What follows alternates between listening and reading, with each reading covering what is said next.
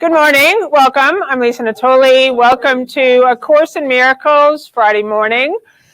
And today I'd like to introduce some new people in the house. We have Kathy over here. Welcome. And in the back there we have Mark and Deb. Welcome. And I'm so grateful to be here. And today I'm going to be talking about making decisions. I'm going to be reading a little bit from one of the cameos, and I'm going to show you that Helen Schucman and Bill Thetford proved that there is no order of difficulty in miracles, and they did that before even one word of A Course in Miracles started coming through Helen Schucman. And it's such an incredible thing that they did, and it's something that all of us can do. So that's today, and I'm just going to open up with some announcements, and then we're going to do the meet and greet. I'm going to bring Deb up here in a moment to read from our Cafe Gratitude. So the first thing, very exciting, I'd like to show behind me. This is Shawn Tompkinson's photos that she took on the Cameo, and she is such a talented photographer. And while we were there, I said, Shawn, you have to have an art show. Why do you never have an art show? Why do you not put your photos somewhere where people can see them? And she does weddings, she does portraits. She's just really this woman who's so brilliant, but she just kind of keeps herself under the radar. And while we were there, I said, why don't you just do it at Unity on the River? Like, why don't you just do it? Like, just what's it going to take for you to take these photos and frame them, do something really interesting? And what she's done here, which I love, is you can't really see it, but I ask you to come up afterwards and see that these little ones are tiles. She made them into tiles. They're so cool. And prints. And so they're all for sale. I have a feeling she could probably make more if anybody wants particular ones. The prints are $175. The tiles are $35 each, and 3 for $90. I know for positive I'm getting this one for sure. This is Irene Tompkinson, her mom. And this one, I don't know if you guys who were on the Camino with us, we walked 150 miles from Portugal to Spain in June. And this one was taken the day we arrived. It was the day before we started the Camino. So we had been in Portugal for 3 days already. And it was raining. And we walked down this street, and there was all these umbrellas like hanging. And I'm not sure if Shawn had Irene buy a pink umbrella. Does anybody that was there know? But she took photos, if you look, everywhere of Irene with this umbrella. So I wanted to point that out. And the other announcement is that Bill and I are going to be at a weekend retreat in October. The first weekend of October with John Mundy, David Fishman, Vicki Thomas, Linda Leland's coming with us, and it's from Friday night until Monday morning. And it's in Stony Point, New York, which is just a car drive away from here. And it's really cheap. I can't believe how low the price is. It includes all the meals. And we're in one place. I think it includes the price of the room too, right? Bill? We've been there. It's pretty nice. Yeah. It's a nice facility. The rooms are nice. The meals are great. Yeah. So it's, I think it's like October 4th, 5th, and 6th. And it's just, if you've ever come to one of these retreats, it's like a rare opportunity to spend a whole weekend under one roof, and you have all the meals together. So you really get a chance to know everyone, and it's beautiful here in New England in the fall. So there's some good music. There's music, there's a dance. What? you have an option of leaving on Sunday or leaving on Monday, so the prices are different. It's at the teachersofgod.org website under events. Can you give me a ballpark? Do you know? 300 or something. So it includes your room, all your meals, and all the workshops. So pretty amazing. What other announcements do we have? I'm trying to get Corinne to drive up. Oh, good. Corinne Zubko may be there. And next weekend is David Tompkinson who's going to be teaching, and then Nancy Fitzgerald is going to be teaching the next Friday after that. That's the Labor Day weekend. We'll be away in Texas for Bill's family reunion. But what we're really wanting to do here in this space is have it be a community for people, first of all, and for most, to have it be a place for people on live to really just connect with the truth of who you are. And our vision, Bill and I, since the first time that we rented this space, was that this space would be for teachers. Like our vision and our mission for the Teachers of God Foundation, which is a nonprofit that we co-founded back in 2010. 12. Oh, you're right. We met in 2010. So 2012, that's when it all began. 2012. And we really felt there's a shift in the consciousness in this world where it's like we're moving away from looking at teachers outside of you to looking at the teacher within.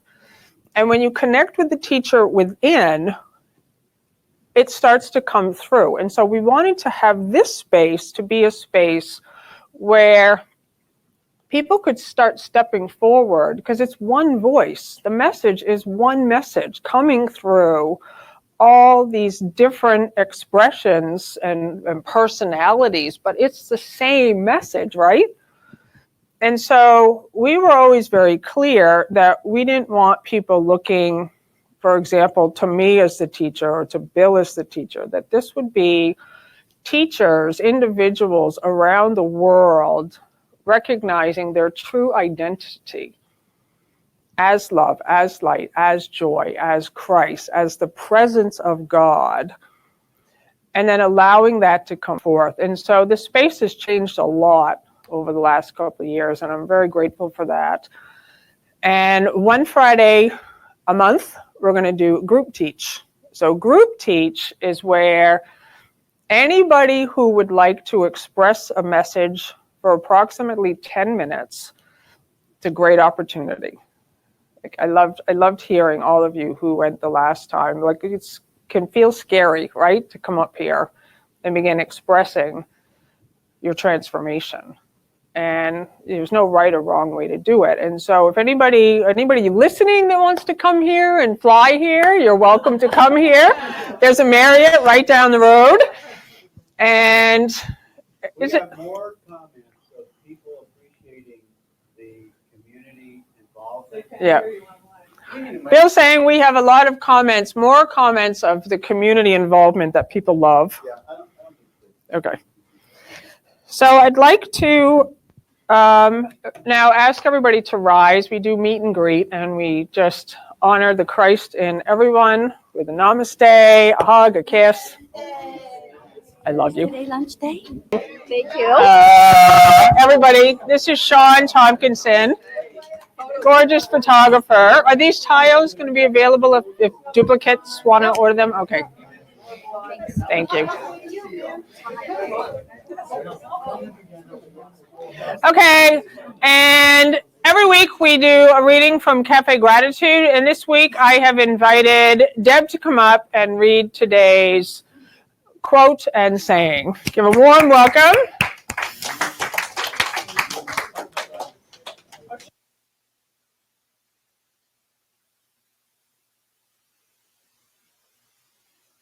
Okay. Just want to say it's wonderful to be here. And I don't have my glasses, so bear with me. I am enough of an artist to draw freely upon my imagination. Imagination is more important than knowledge. Knowledge is limited. Imagination encircles the world. I love that idea that by imagining I'm free, I feel spirit, I can be guided to wherever I am right here, right now, and feel just loved and open, totally unlimited. Thank you.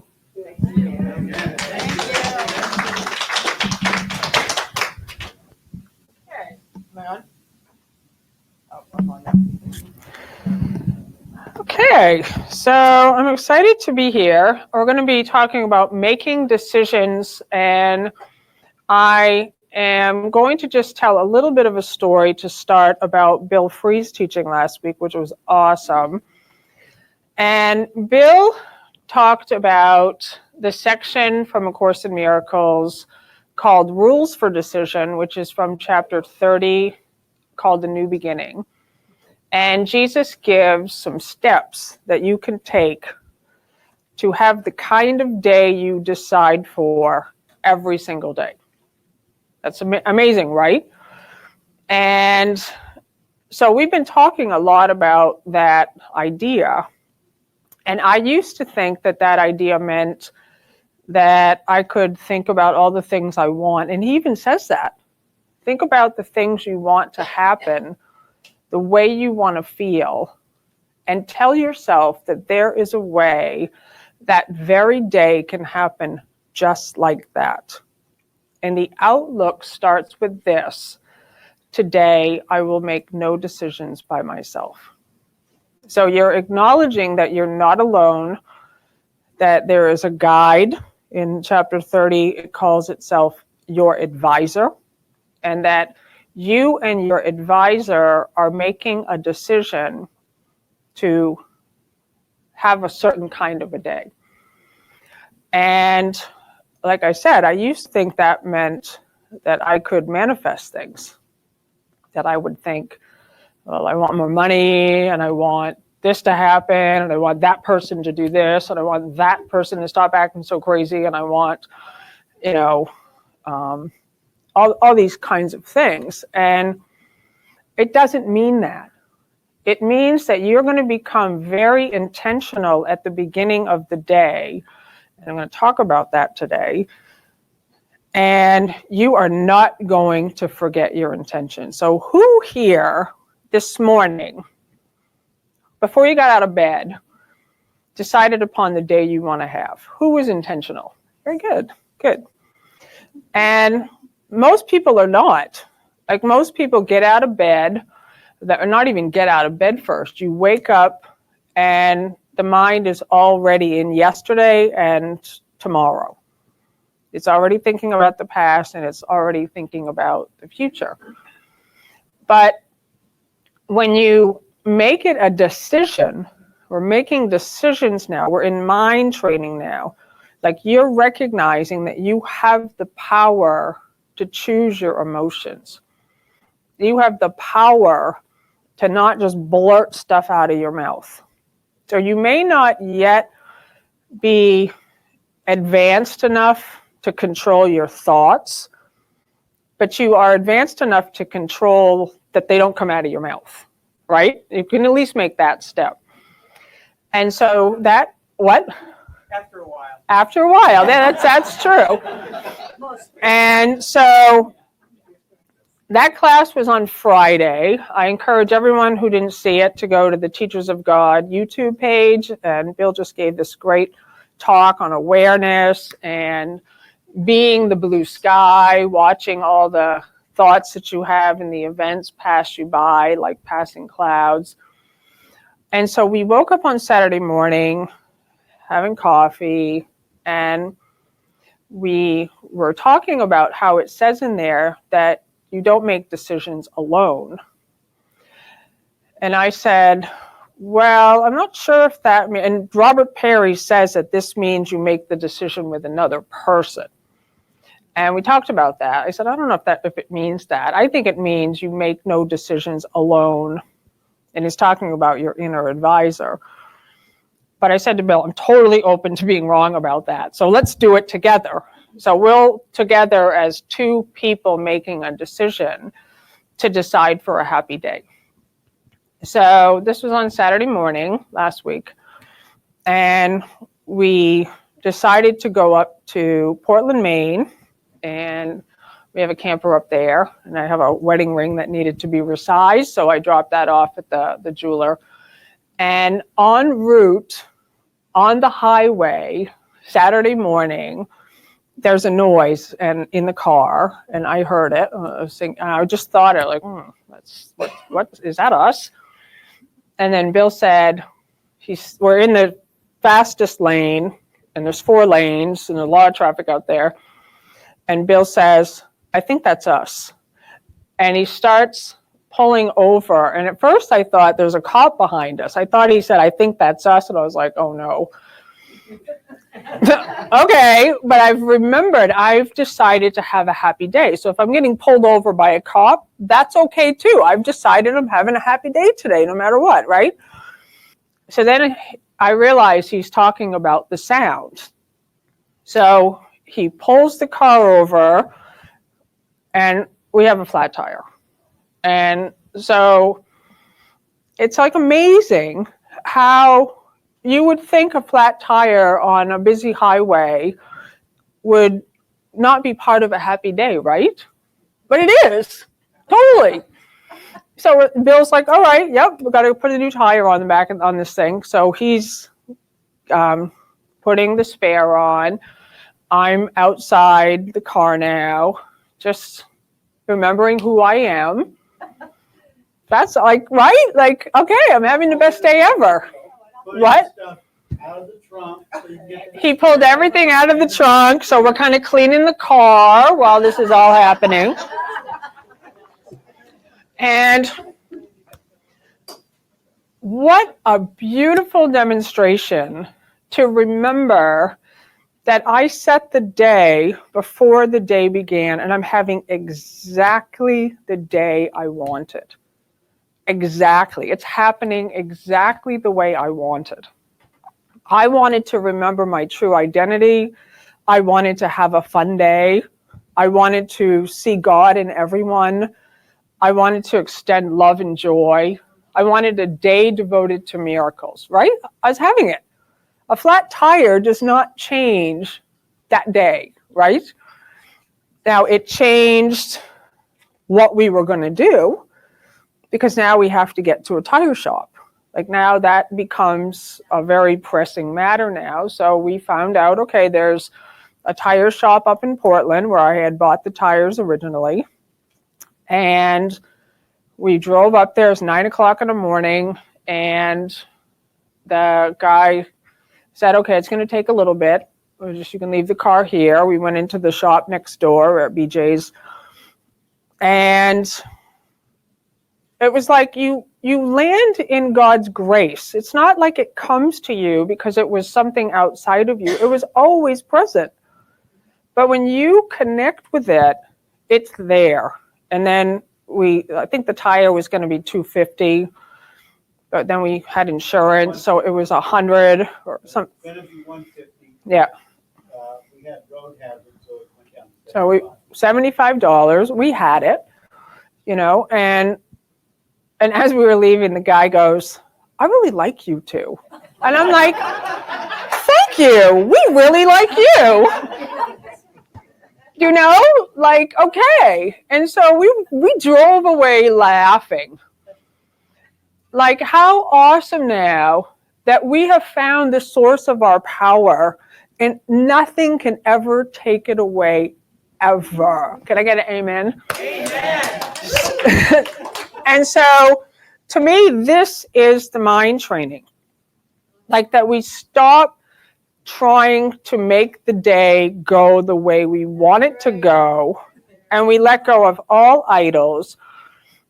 Something that I've been really believing in for many years now. I even recently found an article I wrote from, 2009, of manifestation being over. Like there's been a self-help movement, and it's been great. It's like, to me, it's like every teacher is sort of the next thing rung on the ladder. It's like we're really just sort of laying a foundation for people choosing to like look away from attack, from recognizing there's a power within. But I wrote this article that said why manifestation doesn't work and why we're moving away from it. And that's really my belief now, is like I am meeting so many people who do not care anymore about the car, the job, the relationship, the money. All they want is to know who they are and to know God. That's all I'm finding lately. I'm just finding people that go, okay, how long have we done that for, right? Like using our power to manifest a great vacation. Who cares? So this is a call now, in my mind, for individuals who would like to dedicate their life to taking this journey. And it's a journey within. And to me, A Course in Miracles is two parts. The first part is the clearing, undoing, and the purification. So that part's so necessary. And the clearing, purification, undoing opens the space up in your mind for the second part, which is the integration of you with the light. You become the Christ. You become all that you always were, that wholeness. So it's like during the purification process, so Jesus says, miracles are everyone's right, but purification is necessary first. Necessary. So I always invite people as a teacher to make a commitment to do the mind training. That's all I do. Buy the book, do what it says. Everywhere I travel and people who know me, they're like, it's all you say, Lisa. Buy the book and do what it says. I'm like, I know.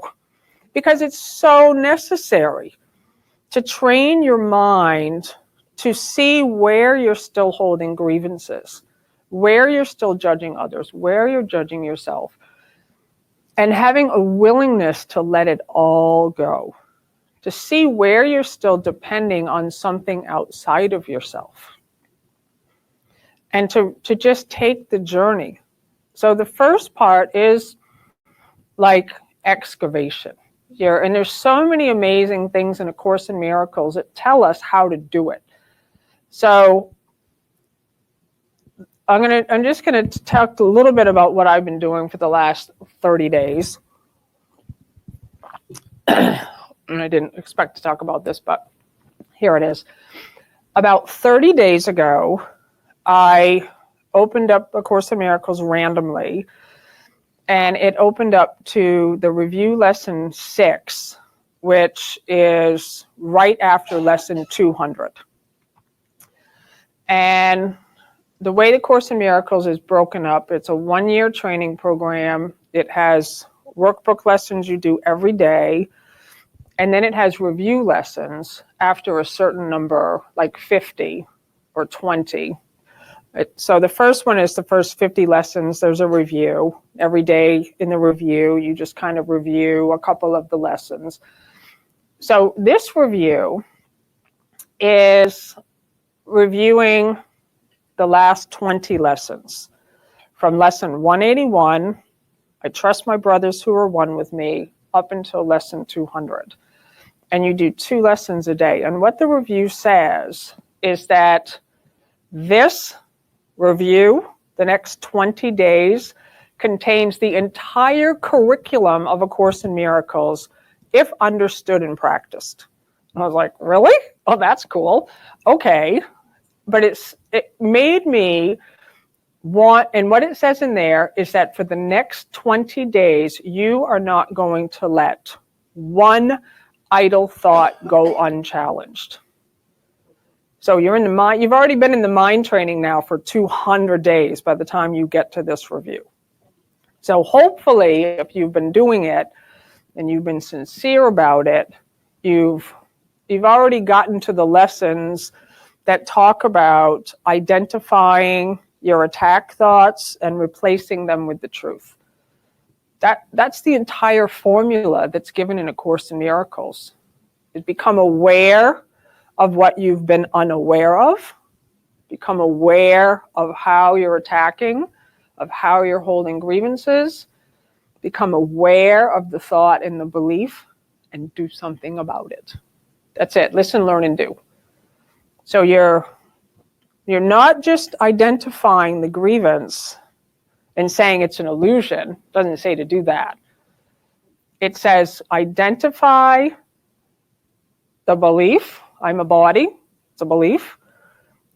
And replace it with the truth. I'm not a body. I'm free. I'm spirit. I'm love. I'm light.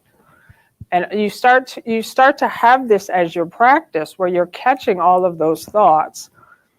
That guy shouldn't have done that. Oh, caught that thought. And then you replace it with the truth. This is my brother whom I love. It's a constant purification. You're just clearing all day long, like just letting the thoughts be cleared. And so for the first part of this is where you are doing the reading, you're forgiving, you're meditating, you're going to teachers, you're practicing, you're watching videos, and that's all good and necessary. The second part is where you are now clear enough to go within, like to let the light now start to shine through you, and this integration occurs. And so this is what I've been doing for the last, so I decided to do like a 40-day personal thing for myself. I didn't tell anybody about it except for Bill. And I said, I'm doing my own 40-day journey right now. I'm going to go back to lesson 181. I'm going to do 20 days so I can read the whole lesson. And now I'm going to do the review lesson. And it's amazing just to really see like how this is like, he calls it a quickening, a celestial speed up. And as you're allowing the space to open in your mind, the truth is now there. It was always there. And it's so amazing to me that we can really make a decision to do this. So what I wanted to do today is I want to read this part of how Helen Schucman and Bill Thetford proved there's no order of difficulty in miracles before even one word of A Course in Miracles got written. So many of you may have already heard this story, and it's called A New Approach. And this is a story. This is from Cameo 26, and the latest version of A Course in Miracles from the Circle of Atonement. What? Before you start that, everyone wants to know about your article on manifest. They're going to have to Google it. Google Lisa Natoli. Will you tell them that? My article on manifesting? Okay, so the article on manifestation, I don't know where it is. I don't have it on my website, but if you want to see it, it's Google Lisa Natoli manifestation. I'm sure it will come up. And it's on someone asked me to write it somewhere, so it's not on my website anywhere. But it's basically called Why Manifestation Does Not Work. And the reason manifestation does not work is there's nothing outside of you. You're not manifesting outside. There's no such thing as law of attraction. I love Abraham Hicks. Do not get me wrong. And she's going to be in Boston also. When is it? When is it? I want to go. It's on. So I love Esther Hicks. Love her. I have every single one of her books. I'm so inspired by that message. But the part about law of attraction and manifestation. And I actually have to say, when I listen to what she's saying and what Abraham's saying, they are not actually talking about things coming from outside. So she's actually is teaching it correctly, but a lot of people still, because they hear manifest and attract, there's still an idea that I feel needs correction that you're not manifesting anything. It's all within you. What? Magnetize. Yeah, you're not magnetizing, because it's like nothing's outside of you, everything's within. So everything that is within, you are calling it forth. That's why seek ye first the kingdom of heaven within, and everything will be added unto you. It's already there.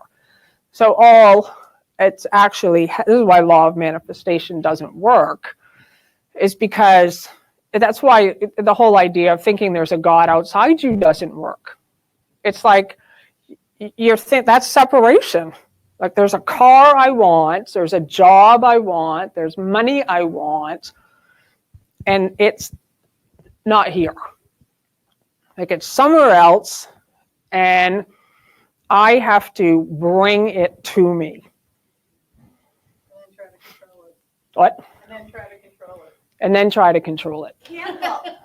Careful. What are you trying to do now? What are you trying to do now? Yeah, like, are you trying to make a problem out of it? Or like it is, you know what I mean? Like when you're trying to manifest something? Well, like law of attraction, it's just what it is, right? Well, it is what it is, but as long as one understands, there's nothing outside of you. Because as long as you think there's something out there that's not within, you're going to be waiting a very long time. Does that worry you? Doesn't worry me. Does it worry you? Well, why are you talking about it? Well, because I just am. Somebody asked me online, answering the question. So to me, like, we're coming back to the place when you're recognizing your full power within. Everything you want, everything you have ever desired is what you are. And so this cameo that is a story, and I'm not going to read a whole lot of it, but is Helen Schucman and Bill Thetford in the 1960s were working at Columbia University. They were professors, and the department that they worked in was a lot of politics and a lot of aggression and a lot of just anger. And this is how we live our lives, right? We just think, yeah, this is just normal. We're going to go into a meeting, we'll see what happens. And you wake up in the morning and you think you have no control over the day. You just think, well, I am going to see what happens, right? That's how most of us live our lives. We're not the creator of our life. We are now the victim. And everything now becomes dependent on the situations and the circumstances outside of us. And you'll never find your way home. That's the prodigal son story. We've wandered away from within, and now we're out here. And so what happened with Helen Schucman and Bill Thetford, before even one word came to her, this was before she even started having the dreams. And what Jesus says about this event, it was this event that I'm going to share with you now that made the dreams start to come, which made the Course in Miracles come through her. Because Helen and Bill made a decision. It's called a holy relationship. Helen and Bill's holy relationship. And it says here, I'm just going to read it. Let's see. So it says, they're talking about that their attitudes had become negative. They're talking about, I'm just going to read it. Every evening I went over a long list of grievances regarding Bill at home, and I have no doubt that Bill did much the same thing. It became more and more evident that the best thing for me to do was to leave my position. So this is at Columbia. However, Bill and I seemed to be trapped in a relationship which, though we hated it in many ways, could not be escaped. That change came most unexpectedly. It began one afternoon in June of 1965, before Bill and I were to leave for a weekly research meeting. He had something on his mind that was much apparent, but he found it hard to discuss. In fact, he tried unsuccessfully several times to begin. Finally, he took a deep breath, grew slightly red-faced, and delivered a speech. It was hard for him, he told me later, because the words sounded trite and sentimental even as he said them. Nor was he anticipating a particularly favorable response from me. Nevertheless, he was merely saying what he felt had to be said. He had been thinking things over and had concluded we were using the wrong approach. Our attitudes had become so negative that we could not work anything out. He had therefore decided to look at things differently. That's the decision. That's what I wanted to talk about today. You're going to decide to see things differently. You're going to decide for a new approach. That's the decision. And listen to this, nothing changed. He changed. And he began expressing to Helen. So you start expressing to another, this is how I'm going to change. I'm not waiting anymore for people to change. I'm now going to be the change. So he says, Bill proposed quite specifically to try out a new approach. I love that, a new approach. So I want you to think of that. I want you to really think, like, this is what it is for me now. If you want a formula, it's a new approach. That he was going to try out a new approach that day, not tomorrow, not next week when the circumstances change. You're going to try out the new approach from this moment. You go forth from the new approach. Bill proposed quite specifically to try out a new approach that day at the research meeting. He was not going to get angry and was determined not to attack. He was going to look for a constructive side in what the people there said and did, and was not going to focus on mistakes or point out errors. He was going to cooperate rather than compete. It was time to take a new direction. Is it time to take a new direction? Okay. I love this. We had obviously been headed the wrong way. It was a long speech for Bill, and he spoke with unaccustomed emphasis as he delivered it. When it was over, he waited for my response in obvious discomfort. Whatever reaction he may have expected, it was not the one he got. I jumped up, told Bill with genuine conviction that he was right, and said I would try the new approach with him. And what it said is that they made a commitment together to live in this way. And then it says, at the factual level, the whole climate of the department gradually changed. So the effects change. When you change the cause, the effects then change. So I wanted to just open it up here for some conversation and discussion on this subject of a new approach, because I was really this whole week thinking about decisions. What? Oh. So I wrote a blog post this week, and I posted it on my website, lisanatoli.com.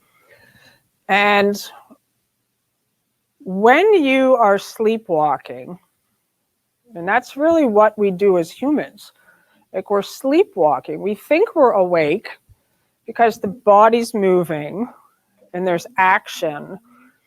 But until you wake up and you become really deliberate, like you become, like Bill's always talking about, awareness. And you now make a decision to identify with the I that is your true identity, which is the light. Our whole life, we identify with the I, which is the personality, which Jesus calls the ego, your false self, the body self. I, Lisa, I did this, I did this, I did this, this happened to me. No. What about I? To make the shift from the I, that's a body, as an age, as a color, as in a location, to the I that is the light, that is eternal, that is whole. And I live from this place now. So A Course in Miracles is extremely uncompromising. It is so uncompromising. And a lot of people don't like it. They like all the stuff that sounds good, but when it starts to get down to I'm responsible for what I see, that every single thing that seems to happen to me, I decided for. That's crazy, right? So you start to think about waking up in the morning. You wake up in the morning and you're in a bad mood. Guess what? You decided to be in a bad mood. You decide, if you're in whatever is happening to you, with no exceptions, you decided for it. If you're yelling at your kids, you decided to yell at your kids, and you forgot you made the decision. If you're yelling at your spouse and you're blaming your spouse, you decided to blame your spouse, and the decision happened so unconsciously that you forgot it was a decision, and now you're just acting it out. The mind is so powerful. If you're sick, you decided to be sick. Sickness is a decision. Health is a decision. So what Jesus is inviting us to do is to become aware of how we've been unaware and start making some new decisions. Right, Gwen? Be aware of how you're unaware. You know, and then that's awareness. Thank you, Bill Free. Bill Free's been talking about this for 10 years. Okay, Bill?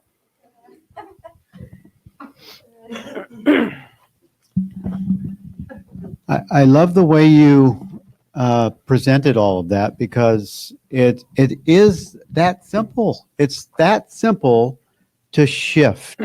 It takes only the moment that you're in bed in the morning and you bring yourself into awareness, being aware.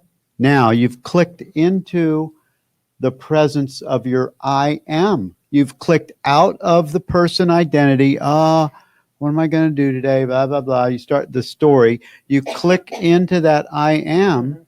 That's the shift, and that's our new practice.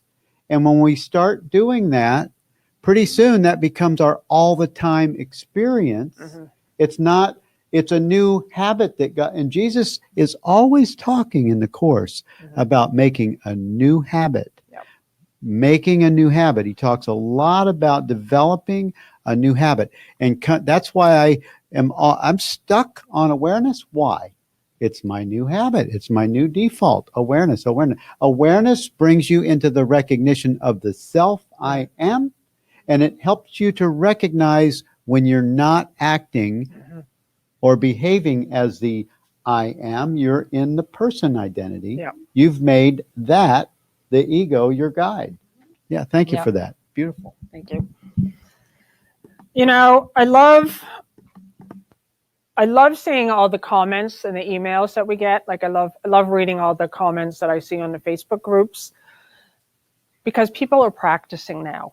And when you practice, you get a new result. You really do. So somebody in the Living in Purpose group yesterday who was saying she needs to travel somewhere. And it's not a far distance, but it's going to take her 10 hours to get to this location because all the airlines require her to have a layover somewhere and stop and get on another plane. And all the flights were super, super expensive, but she's remembering the work. So she's remembering, oh, hold on a second. I'm in the mind trying to sort this out, and you feeling you're literally off the mark. You are off your center when you're in the mind. And when you leave your center, you get the feeling that's over off center. So it's just how it goes. It's energy. So you bring yourself back to the rest. That's the energy that Abraham's trying to teach. Exactly. And I love that part. She said that's the energy that Abraham is teaching. Exactly. So you're recognizing, where am I by the way I feel? You can tell. You can train your mind to tell what's your point of viewing, which is how my friend Max calls it. Not your point of view, your point of viewing. The point from which you are standing, viewing. And if your point of viewing is from I'm a body, and if I'm a body, I'm in a point of viewing of fear. That's all there is to that. And if my point of view, and that's the circumference, Jesus talks about a circumference, the center which you stand in is where you're going to get all the effects of the center where you're standing in. So when I'm standing in, I'm a body. Well, if I'm standing in, I'm a body, that's my belief. I have no money, I'm sick, I'm separate from you. I'm going to be standing in a world where I'm seeing other bodies sick with no money, separate from God. So the work is to bring myself to shift to a state of mind, and it's not a physical shift. It's a decision to remember the truth of what I am, and immediately on the spot, I see everything differently. Immediately. People are still doing the things they've always done, but I now have the vision, Christ's vision, to see through the appearance, to see the light that's there. I see God in everything. And that's daily training. That's the mind training. Mm-hmm. You know, we can't just do it unless we keep doing it. Like when you said, who gets up in the morning? Mm-hmm. I get up in the morning, and the first thing I do is I roll over and I grab a 20-minute meditation off my YouTube thing to get my mind in sync with Source. Mm-hmm. And then I get on my knees and I'm in Alcoholics Anonymous. So I do the 3rd-step prayer and the 7th-step prayer. That's where I first started my awakening, by doing this 4th step, clearing out my resentments and looking at my awareness of how I had all these fancied, half of them weren't real, 3/4 of them weren't real, resentments of how people didn't love me right, because I was always looking outside of me. That started my first awakening, doing that work. And then you brought me into the next part of my awakening with your 40-day thing of watch your mind like a hawk. Watch your mind like a hawk. Watch your mind like a hawk. So thank you, Lisa. Then I started coming here. Then I started listening to Abraham on energy. Whatever energy I wake up in the morning, the first thought in my head is going to want to be fear and ego of yesterday. I have to train my mind immediately to click myself in, tap in, tuned in. Am I tuned in? And when someone's saying something to me outside of me, if I'm tuned in enough, I can go, wait a minute, there's an actor. Like you said, there's a thought, there's an actor. I've seen this movie before. And pull myself back to center. That's what Jesus is talking about. That's mind training. And if you continue to do it, the awareness just gets sharper and sharper. But the minute you stop doing that and you stop doing your mind training, I say it all the time, you can give me 72 hours and I can be back to crazy. So I have to constantly be on, tapped in. Thank you. Thank you, Laura. So what this woman did, with the plane ticket, is she stopped thinking about it. She said, I have to get out of thinking about a 10-hour trip that costs a lot of money. And she went outside and she just was like, okay, let me bring myself back to this place of rest. Breathe. Like you're just breathing. You're like really coming into the stillness and the quiet. Like to me, this is the most important part. So the first part, like I said, is the clearing, the purification. It's a lot of reading and workshops and studying and forgiveness. But the second part, when you've really done enough of that, is to put all the words aside, to go within now and let the power and the presence show itself now, reveal itself. Like you can't do anything with affirmations. They don't work. They don't work. They clear. They work in the sense that they clear. Okay, I take it back. So affirmations they do help clear. They do help you remember, but they don't heal. The power and the presence within is what heals. And so when you now have enough knowledge, so that woman had enough knowledge in her head that her thinking was not going to accomplish anything changing. She knew enough to stop and go outside. And she said she walked around in the grass and she just was like, you know what? Whatever happens, I don't mind. 10-hour trip? Perfect. If I pay a lot of money for a plane ticket? Perfect. You're not trying to make things change now. You're not trying to use the power of God to be the ruler of the universe. You're really allowing yourself to just remember what? You're not using the power of God anymore to be the ruler of the universe. So you're not trying to make anything happen differently.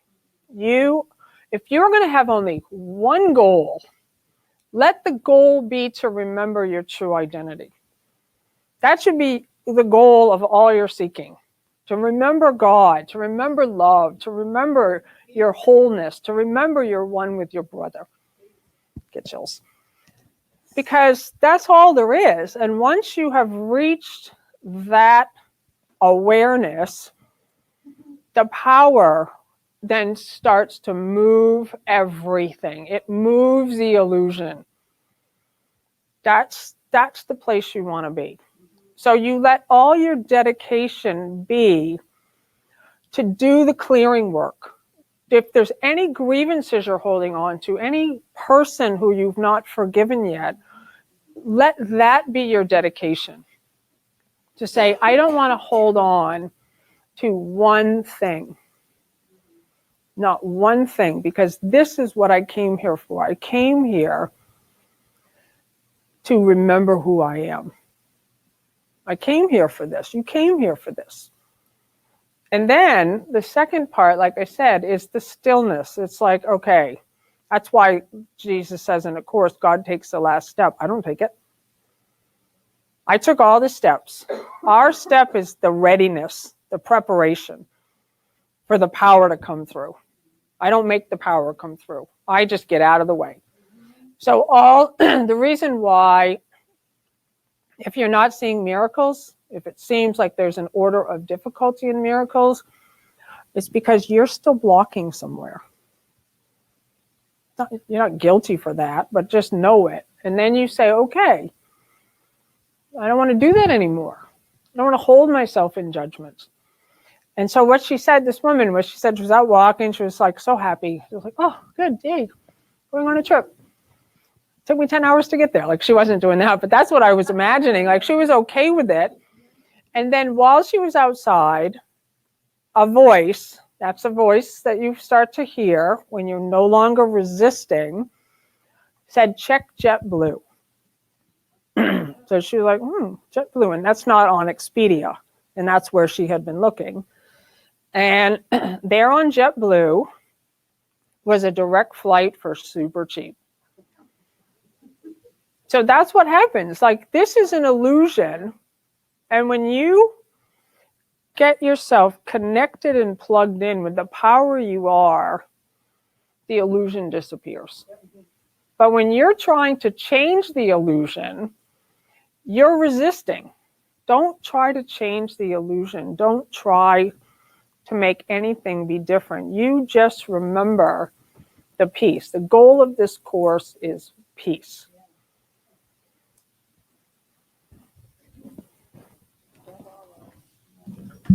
I hope I get this right, but one of the things I have written down that's in full view is I must have decided wrongly or whatever because I'm not at peace. Exactly. And that just says it all to me. It does. Exactly. Keep the God more than anything.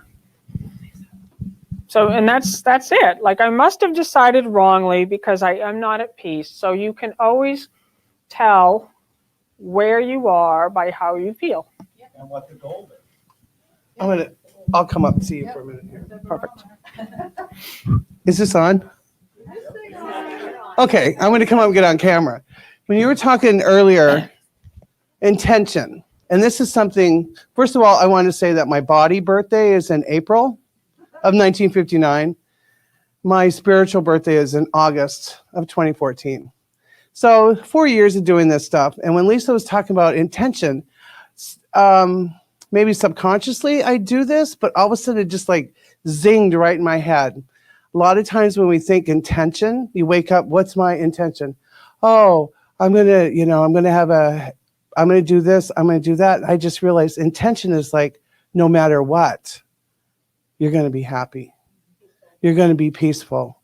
You're going to be there. So intention is not like I intend to get to that doctor's appointment, I intend to go get my hair cut, or I intend to get to work.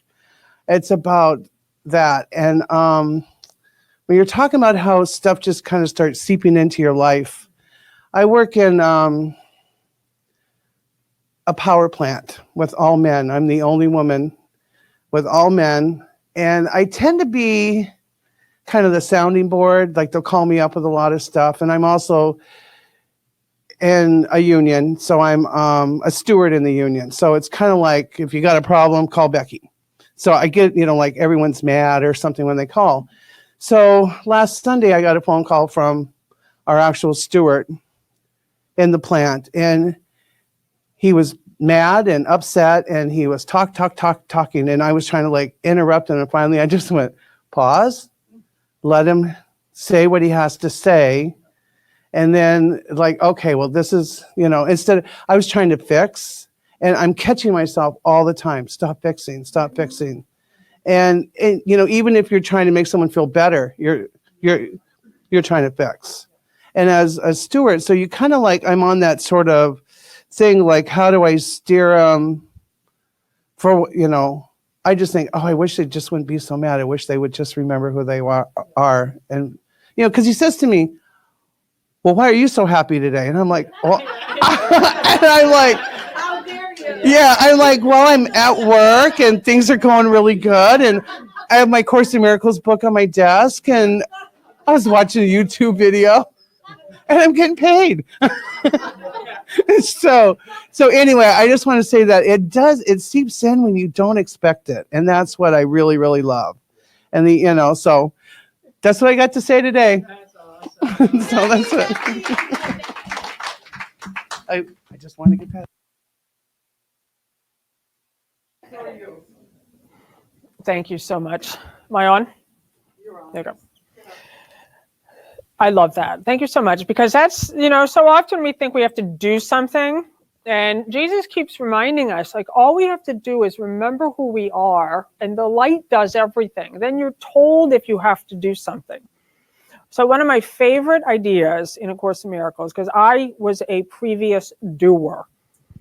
I spent 10 years in New York City, working in New York City publishing office, A-type personality, get it done, I was always top of my class growing up, work hard, study hard, make it happen. And that's what had to be undone in me. Like, I had to really come into a place where I'm no longer depending on my abilities to get it done, but I'm leaning on the power of God now. So it's a resting now. And I think it's in Workbook Lesson 100. It said, your joy on earth calls to all minds to let their sorrows go and take their place beside you in God's plan. My joy on earth is calling to your minds, and I never have to meet you. It's calling to you. I'm calling you away from death. I'm calling to you, and you don't even know it. When I'm having a cup of coffee and I'm just remembering who I am, because one mind shared by every mind ripples out. This is how I'm a miracle worker. This is how you're a miracle worker. Because your joy on earth calls to every mind to let their sorrow go and take their place beside you in God's plan. And so out there in the world, I know people are waking up. And they'll never, ever hear of me, never. I never have to meet them. Now I can just relax and go have a coffee, right? There's nothing I have to do. I don't have to go out there and be this great teacher and convince people to just drop their depression. I don't have to do that. But if it's given to me in a moment where it's like, all right, now, say something here, I'll say it. But I don't ever think I have to go save anybody, because I know there's nothing to save. And so this is the work. It's 24/7. Vicki Thomas calls it JC Central. We're working for Jesus Christ Central. And it's a 24/7. You're always on the job. And you're standing at the gate of your mind, and you're not letting a single idle thought slip by without the correction. You're allowing yourself to be undone. And what Bill and I have been talking about lately is like looking at your idols. Like, what idols are you still holding on to? What things do you still hope will happen for you in this lifetime?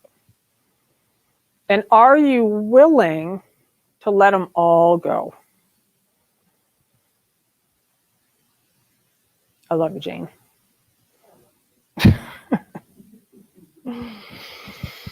So let's take a deep breath. Close your eyes.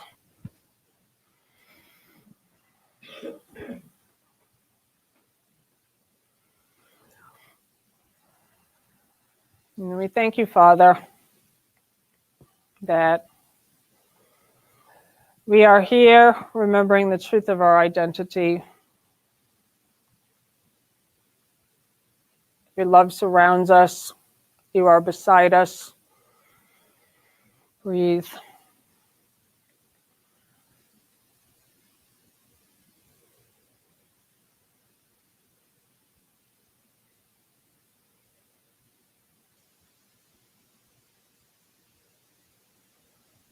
This light is alive in you.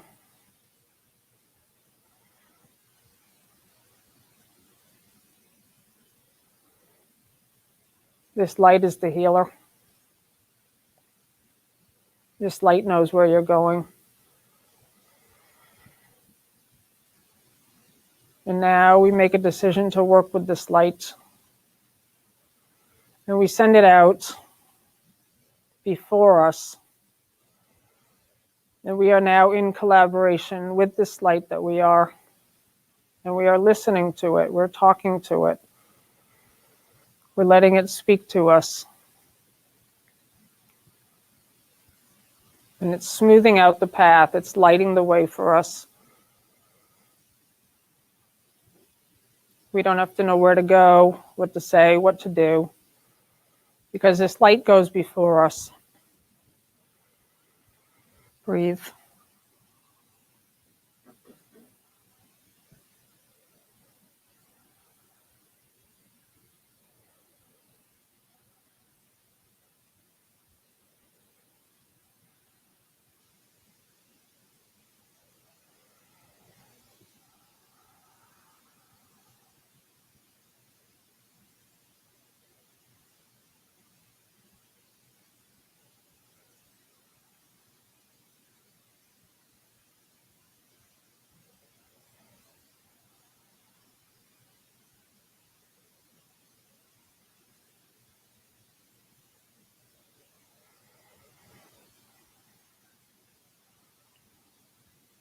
This is the light of Christ.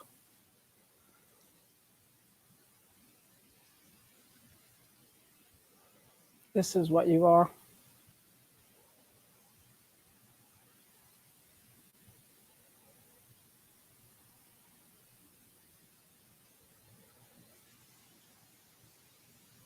This is what you've been looking for.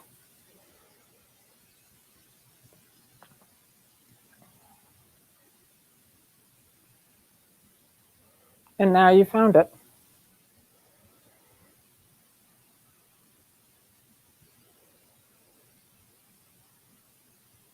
You'll never lose it. This is your strength. This is your grace. This is your joy.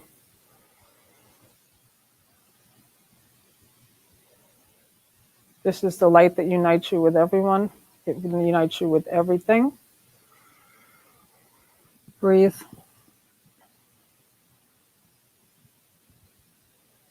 I ask everyone to stand.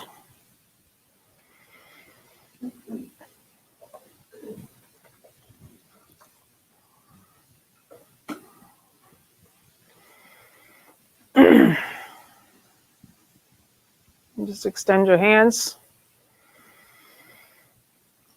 I want you to feel this light now through every part of your body. Should open your eyes. I want you to feel this light coming through your eyes. I want you to feel this light coming through your hands. I want you to feel this light coming through your stomach, your heart, extending. You don't have to do anything.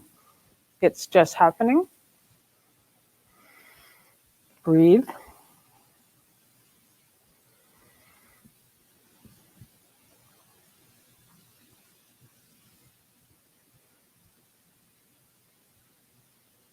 And this light is what you came in with. This light is everything. This light is the healer. And you are one with this light now. You're a healer. You, Miss Louise. So I give thanks for all of you here, your miracle workers, and all of you online. And just stay connected. Stay connected to this light. And when you speak to someone, you look them in the eye and you connect yourself with the light you are, and just know without a word like Becky did that this light is just pouring out. You'll go, why are you so happy? And you'll know, I'm happy because I've remembered myself. I'm remembering you in all your trials and tribulations when people are yelling at you on the phone. It's like there's a breakthrough. And so we go our way rejoicing. And I give thanks for each and every one of you. You are God's miracle workers. I love you. Thank you. Shirley. Oh my God. I just love everyone in the circle. I'm telling you, this is my family, and I love you all. And I just want to ask the Holy Spirit to come into our hearts and send out the love to all our friends, all our family, to all of you that are watching today. And ask the Sacred Heart of Jesus to watch over us when we leave here and spread our love to everyone we meet today. And be joyful. Yay. Amen. Thank you. Thank you. Thank you. Thank you, everyone. We love you. Thank you, live streamers. Thank you for being with us. Thank you, new